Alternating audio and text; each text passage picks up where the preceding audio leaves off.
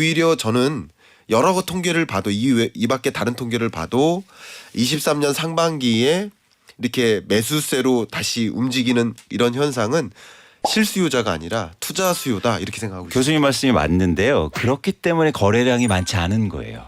듣다 보면 알걸요 하다 보면 늘걸요 재테크 비법을 매일 오전 11시 편하고 친근한 경제 파트너 박연미의 목돈 연구소.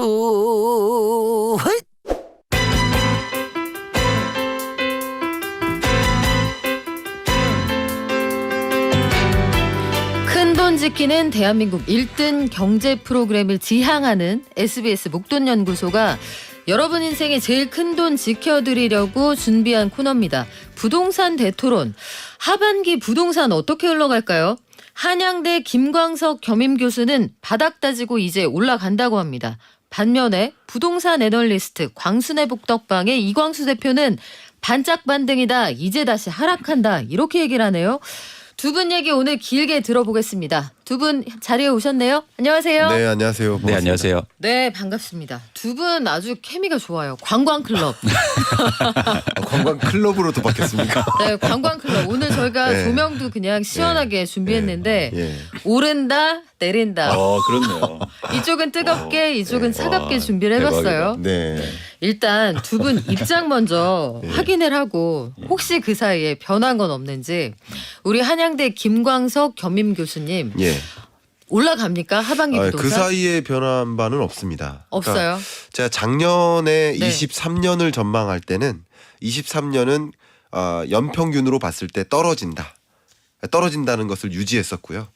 그리고 상반기에서 약 5월 정도부터는 제가 5월 정도 그러니까 작년 10월부터 뭐라고 말씀드렸냐면 23년 중반을 기점으로 해서 미분양 주택 건수가 좀 감소하고 상승 반전으로 전환될 수 있다라고 이야기를 했는데 그 의견이 조금 더 강화된 것 같습니다. 지금의 경우에는 조금 더 자신 있게 상승 반전할 수 있다라고 말씀드릴 수 있을 것 같아요. 그 중반이 언제예요? 중반이 바로 지금입니다. 지금. 예, 매우 변곡점에 흡사한 그런 지점에 비유될 수 있고요. 6월에서 7월 정도를 저는 변곡점으로 보고 있습니다. 변곡점이라는 것은 매매 가격, 아파트 전국 평균 가격이 23년 상반기까지는 계속 등락률이 마이너스에 맴돌다가 전주 대비 계속 지난주 대비 떨어지고 하다가 플러스로 반등하는 그 지점이 6, 7월이다 이렇게 보고 있습니다. 그러면 이제 쭉 올라갈 일만 남았다. 네, 하반기 내내 상승이라고 보고 있고요. 다만 그 상승세가 매우 강하진 않습니다. 여러분이 경험하셨던 20년, 21년의 상승세랑은 다르고요. 매우 지지부진한 상승세 이렇게 표현해 볼 수 있을 것 같아요. 구체적으로 왜 그런지 근거는 뭔지 조금 이따 들어보고요. 우리 이광수 대표님, 반론이 있으실 것 같은데 우리 이광수 대표님은 다시 하락한다. 그렇습니다. 최근 가격이 회복하고 거래량이 증가했는데요. 이런 상황이 지속되기는 되게 힘들다고 보고 있고 특히 하반기부터 가격이 다시 하락하면서 2024년도에는 가격 하락폭이 좀 더 커질 가능성이 높다는 게 저희 생각입니다. 그래요. 우리 김광석 교수님 말씀 먼저 들어볼게요. 네. 지표가 헷갈리게 나온단 말이에요. 네네. 그리고 통계 자체에 대해서도 네. KB 통계, 부동산원 통계가 좀 엇갈리게 나옵니다. 네. 그런데 이제는 올라갈 일만 남았습니다. 이거 좀 공격적인 얘기인데 네. 근거가 뭡니까? 저는 있는 그대로 말씀드리고 싶고요. 네. 미리 말씀드리기에 앞서 좀 안타까운 것은 이 부동산이 정치가 됐어요. 굉장히 안타까운 현상이에요. 그래요? 그러니까 정치적으로 떨어지기를 바라는 사람들은 떨어진다고 말해달라. 정치적으로 올라가기를 바라는 사람은 정치적으로 혹은 이해관계적으로 올라가기를 바라는 사람들은 올라간다고 말해달라 이런 입장인 것 같아요. 그런 것들이 굉장히 안타깝고요. 이거는 심지어 부동산뿐만 아니라 뭐 금리나 혹은 뭐 원자력 산업이나 원자력 산업이 왜 정치입니까? 산업이 유망하면 유망한 거고 아니면 네. 아닌 거지. 근데 정치적으로 해석하더라고요. 원자력을 투자해야 된다라고 얘기하면 당장 그냥 보수 정당으로 생각을 하시더라고요. 이런 현상들 좀 안타까워서 좀 걱정이 됩니다만 말씀을 드려본다면 주택 가격이 저는 아파트 평균 매매 가격을 네. 기준으로 하고요. 그리고 KB 통계를 기준으로 합니다. 그래서 KB 통계 전국 평균 아파트 매매 가격 등락률 이 값이 계속 마이너스에 맴도는데 마이너스 0.48%가 그중에서도 저점이고요. 이게 현재는 마이너스 0.07%까지 올라왔습니다. 거의 0에 가깝죠. 이게 0을 통과하면 반등인 거예요. 그게 전국 평균인가요? 그렇죠. 전국 평균 아파트 매매 가격이 저는 이 기준으로 말씀드리는 거고 이 기준으로 이게 0을 통과해서 23년 하반기 내내 0 이상의 플러스에 맴돌고 있다. 그러면 어떻게 보면 결과적으로 제 주장이 맞을 것 같은데 그렇게 전망을 하는 겁니다. 그렇게 전망을 하는 이유를 뭐 수백 가지를 들어드릴 수 있겠지만 그냥 한 가지 단편적인 걸 말씀드리면 부동산 매매 가격, 이 집값도 정확히 거시경제 지표예요. 수많은 거시경제 지표랑 함께 톱니바퀴처럼 맞물려서 돌아갑니다. 그러니까 부동산 그 자체만 보기보다는 전체 거시경제를 바라보면 우리나라 집값 등락률이 치솟을 때 20년, 21년 네. 미국 집값도 치솟았어요. 영국 집값도 치솟고 캐나다 집값도 치솟고 이게 금리와 상반되는 부동산 가격을 보여주는 거시지표의 맞물림이에요. 근데 세계적으로 역시 집값이 플러스를 찾아서 플러스로 반등했거나 플러스에 가깝게 올라가고 있는 현상이 공통되게 나타나고 있습니다.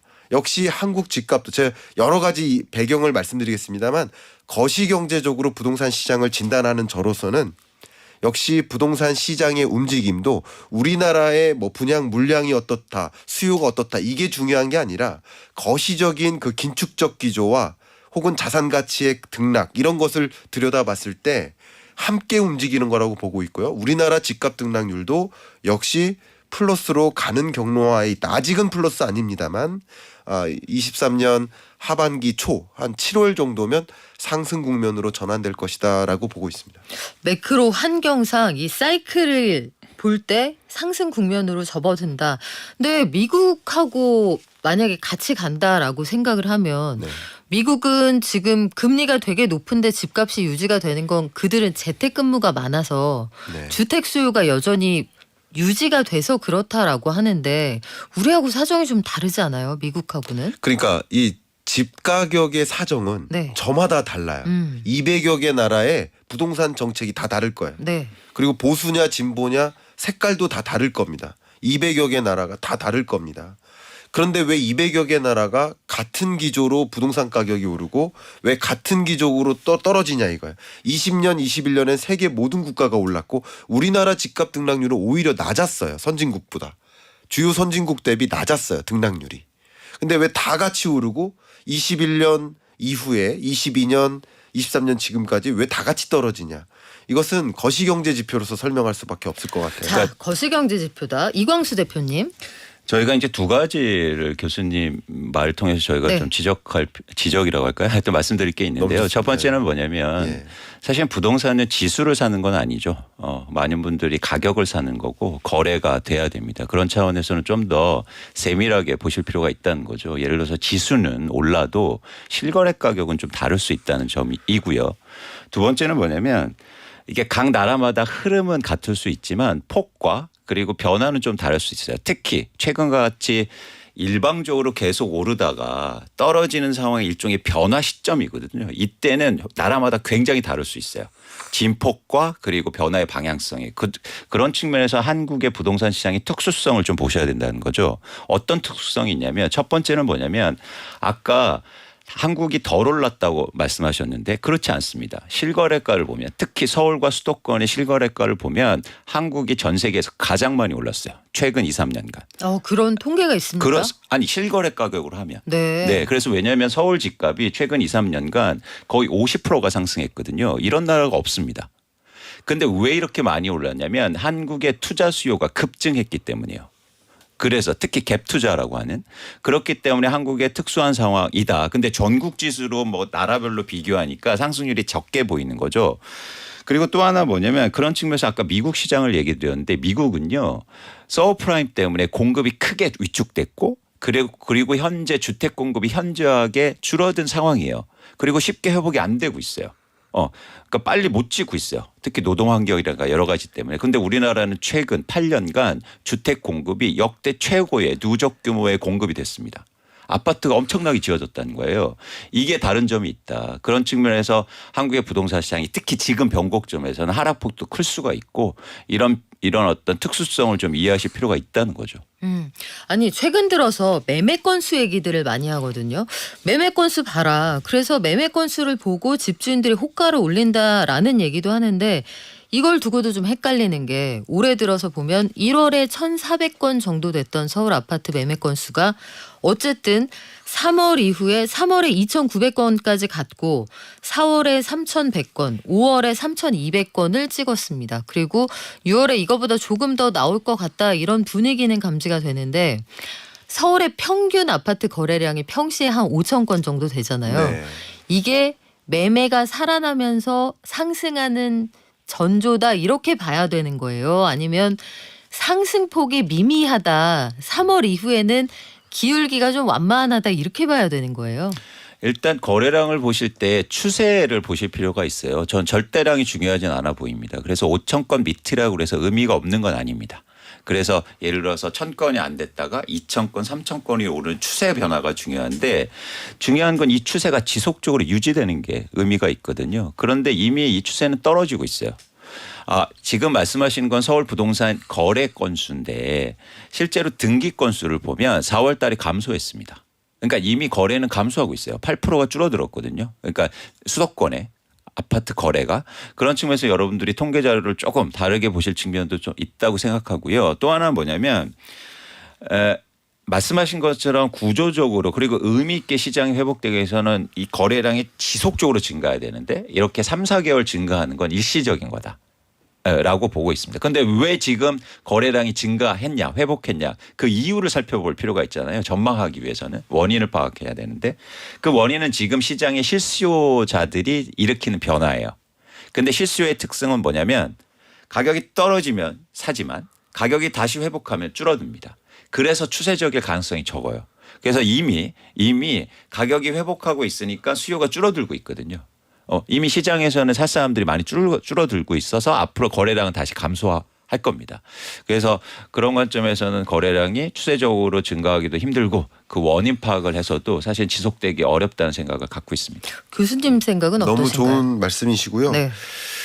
우리가 아마 이 방송을 듣고 계신 청취자 여러분들이 저마다 다른 그림을 그리실 수 있어요. 그렇죠.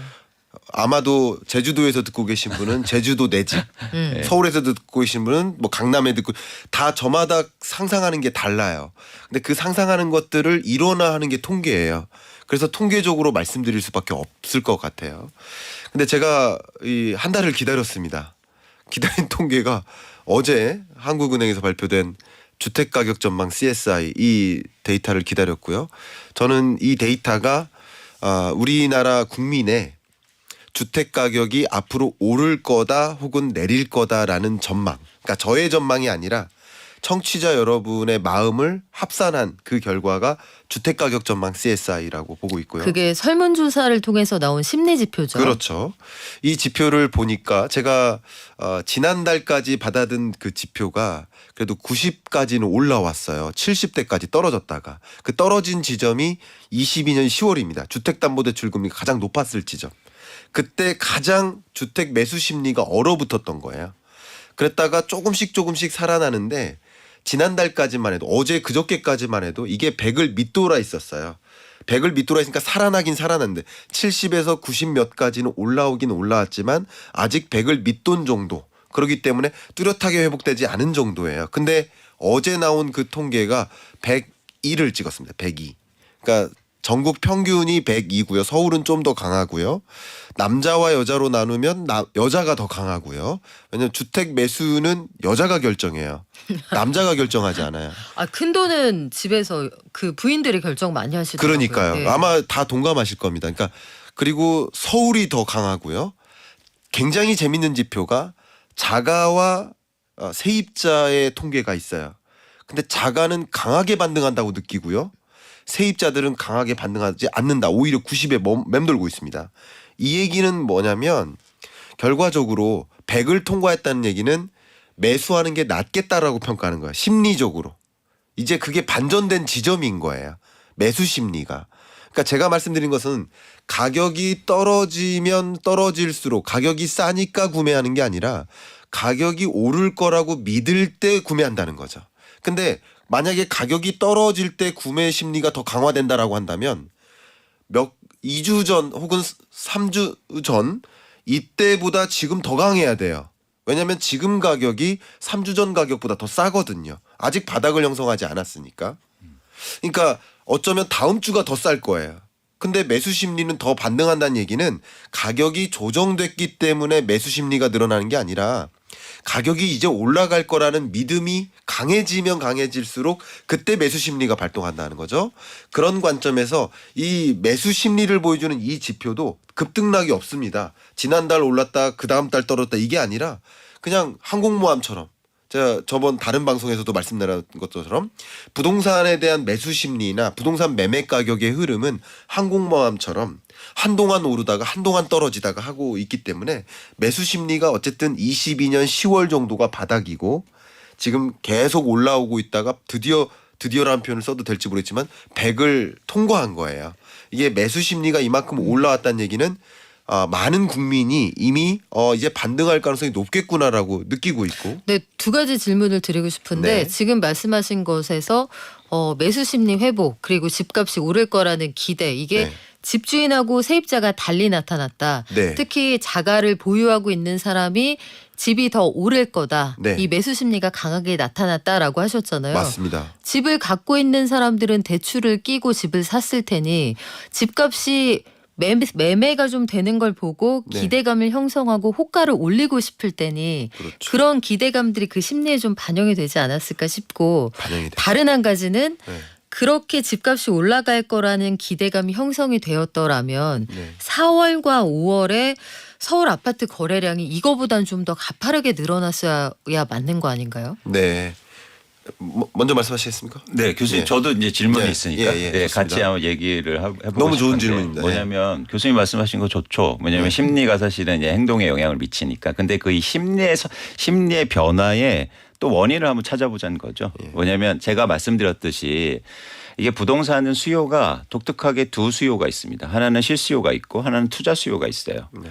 그런데 이 투자 수요와 실수요의 심리 변화를 잘 보시면 실수요는 가격이 떨어지면 향후로 오를 기대감이 커집니다. 네.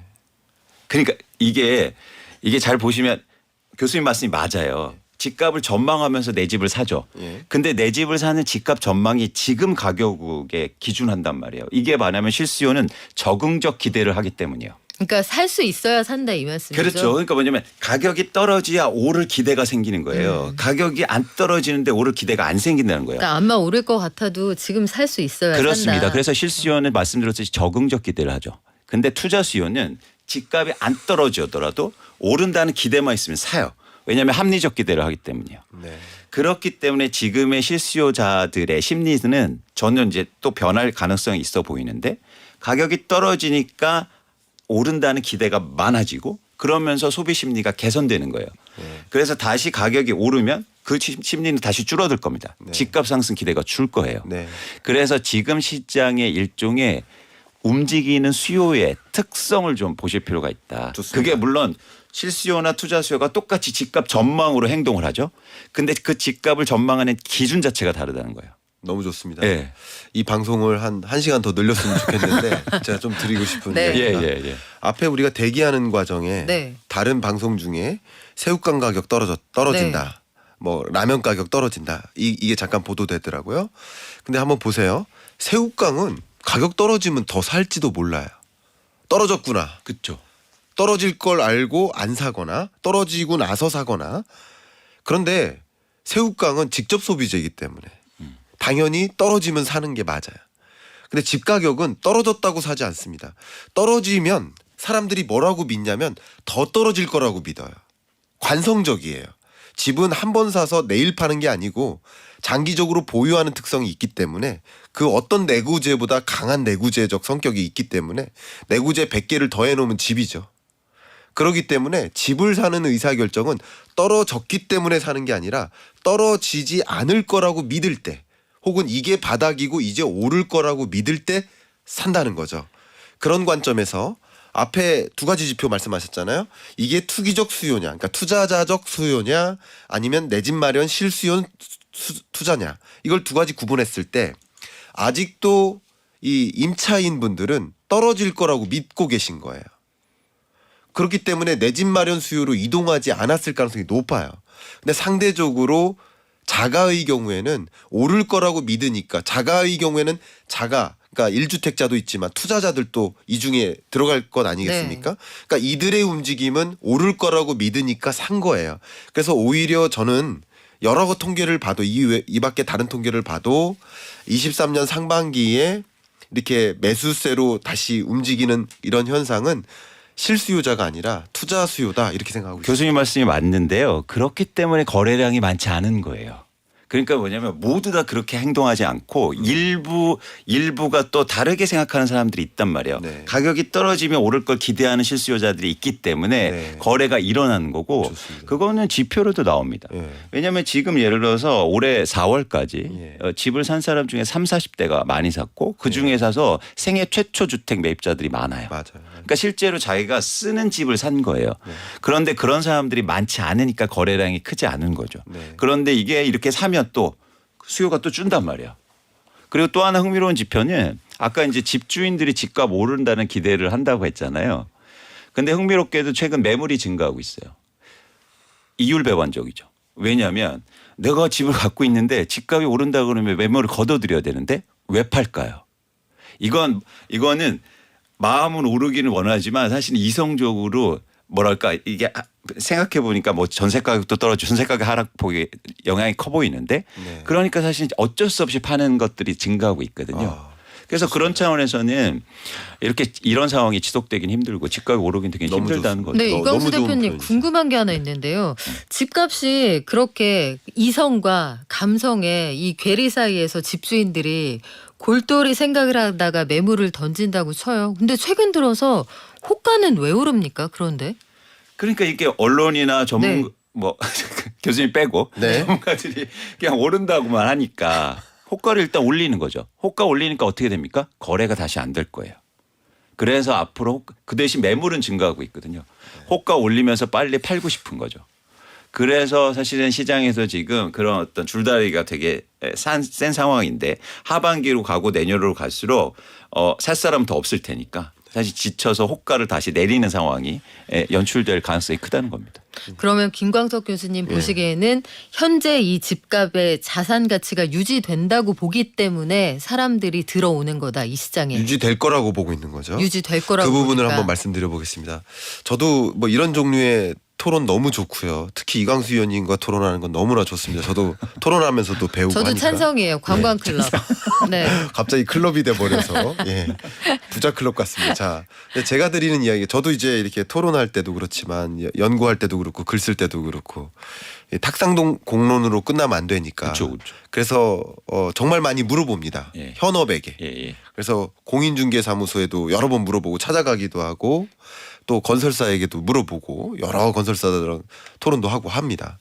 근데 지금 이렇게 매매 가격 등락률이 마이너스 0.48% 바닥, 마이너스 바닥이에요. 마이너스에서 바닥을 찍고 마이너스 0.07%까지 올라가는 과정은 급매물이 해소돼서예요. 급매물을 내놨다가 팔리거나 팔리는 현상을 보고 급매물을 내놨다 다시 집어넣어요. 지금 집주인들이 안 팔아요. 안 팔면서 나타나는 또 거래량도 있는 겁니다. 그래서 지금 말씀하셨던 것이 지금 집주인들이 판다, 갈수록 더 판다가 아니라 지금은 오히려 안 팔고 있어요. 안 팔려는 움직임으로 다시 돌아선 거예요. 그래서 공인중개사무소 입장에서 굉장히 또 힘들다고 합니다. 얼마 전까지 급매라고 내놨다가 다시 반등하는 현상을 목도하고 아니다, 다시 안 팔래요. 이렇게 입장을 바꾸면서 실거래 가격도 반등세로 전환되는, 그러니까 하락폭을 축소시키는 그런 과정으로 움직이고 있다고 생각합니다. 중요하죠. 왜냐하면 집값을 결정하는 건 교수님 말씀하신 것처럼 매도 물량이 되게 중요하고요. 그리고 호가가 되게 중요하거든요. 그런데 이건 일시적인 거란 거예요. 계속 이렇게 안 팔 수 없고 그리고 호가를 높일 수 없습니다. 왜냐하면 현실적인 문제가 생겼어요. 그 이유는 전세 가격 하락이에요. 이렇게 집을 매도 물량을 증가시키고 감소시키는 건 투자 목적으로 갖고 있는 분들입니다. 실거주인데 어떻게 그렇게 해요? 투자 목적으로 갖고 있는데 전세 가격이 떨어지니까 사실은 일종의 자금 압박이 커질 거예요. 근데 물론 그게 바로 일시적으로 매도 물량이 안 증가할 수 있겠지만 이제는 뭐랄까 투자 수익률이 떨어지는 거예요. 그 돈 돌려줘야죠. 이제 본격적으로 집주인들이 쉽게 말해서 투자 목적으로 집을 갖고 있는 사람들이 금리 인상 상황에 노출될 겁니다. 그러니까 이자라는 걸 안 내다가 안 냈죠. 고금리의 이자를 갚는다는 게 어떤 것인지를 이제부터 느끼게 진짜, 되는 거죠. 진짜 느끼게 되는 거죠. 그러면서 이제 심각하게 고민을 해요. 그런데 집값이 덜 오를 것 같단 말이에요. 그렇게 되면 매물이 다시 증가하고 먼저 파는 사람들이 오히려 좋은 시장이 나타나는 거예요. 이게 바로 자산시장에서 나는 양대 효과가 나올 수 있는데 그러면 이제는 앞에 사람만 쫓아가는 거죠. 근데 이걸 막기 위해서 소위 투매를 막기 위해서 정부가 DSR을 일시적으로 풀어서 전세금 내주기 어려운 집주인들에게 고갭만큼 대출을 해준다는 거 아니에요? 그렇죠. 그런데 전 그게 더 문제를 일으킨다. 이유는 뭐냐면 첫 번째는 도덕적 해이 때문입니다. 도덕적 해이와 역선택의 문제가 생기기 때문이에요. 그래서 예를 들어서 그렇게 대출해 주는 건 더 취약한 임대인들이죠. 그죠? 은행에서 집 그것까지 꿔야 된다면. 그렇죠.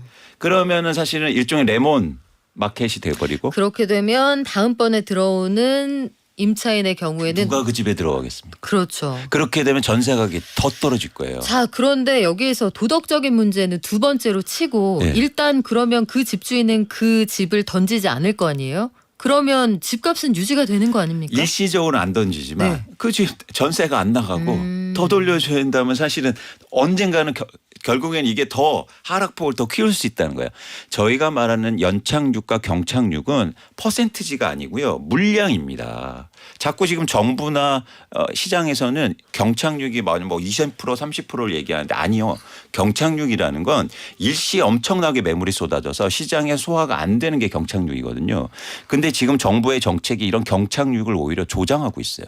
근데 정부가 과거에도 이와 비슷한 상황에서 돈을 주택금융공사를 통해서 고갭만큼 꿔주면서 정부가 꿔준 돈에 대해서 권리 설정을 안 한 적이 있거든요. 네. 그렇게 되면 다음번 세입자 들어올 수 있지 않습니까? 그런데 지금의 상황은 그 폭이 너무 크단 말이에요.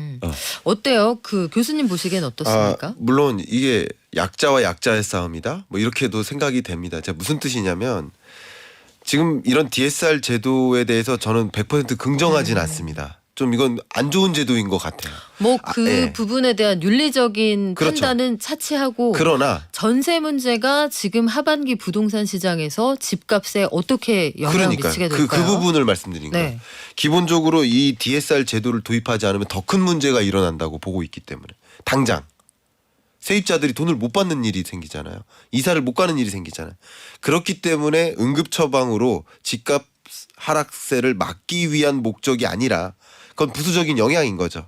세입자들이 돈 받도록 문제 역전세 난이 일어나지 않도록 하는 조치를 취하는데 그것에 따른 부작용으로 집값은 오히려 하락하지 않는 그림으로 가는 거죠. 그러니까 집값 하락을 막기 위한 목적이 아니라 목적은 세입자를 위한 거지만 주거 불안에 시달리는 그런 계층들을 위한 목적인 거겠지만 그것에 따른 부작용으로 집값은 어쨌든 상승세를 면치 못할 거라는 것이죠. 상승세를 면치 못한다. 네. 이 표현이 맞습니까? 상승하지 않을 수가 없다는 거죠. 네. 아유, 맞는 표현입니까? 이게 굉장히 왜냐하면 처음 들어본 표현. 매매 가격에 많은 분들이 정치적으로 해석하시니까 네. 그러니까 이게 상승한다고 하면 싫어하세요. 근데 네. 이게 상승하는 게 나쁜 거라고 가정해야 돼요. 한국의 부동산 시장을 논할 때 사실은 정치나 정책을 안 이야기할 수가 없어요. 힘들어서 그래요, 다들. 저도 힘들어요. 네, 힘들어요. 저는 힘듭니다. 제가 저도. 경제 전망서를 지금 6번째 하는데 2019년 전망할 땐 떨어진다고 해서 실제 떨어졌고요. 20년, 21년에 오른다고 했었고요. 22년 떨어진다 했었고 23년 전망할 때 떨어진다고 했었어요. 계속 떨어진다고 해서 집 사지 말라고 했는데 네. 이제 하반기부터는 반등한다는 얘기인 거죠. 네. 그 얘기를 했더니 왜 또 말 바꾸냐고 싫어하시더라고요. 자, 우리 PD가 슬슬 정리하라고 하는데 네. 여러분 그 각자의 입장에서 아마 듣고 싶은 이야기 그리고 허를 찔린 이야기 아마 들으셨을 거예요.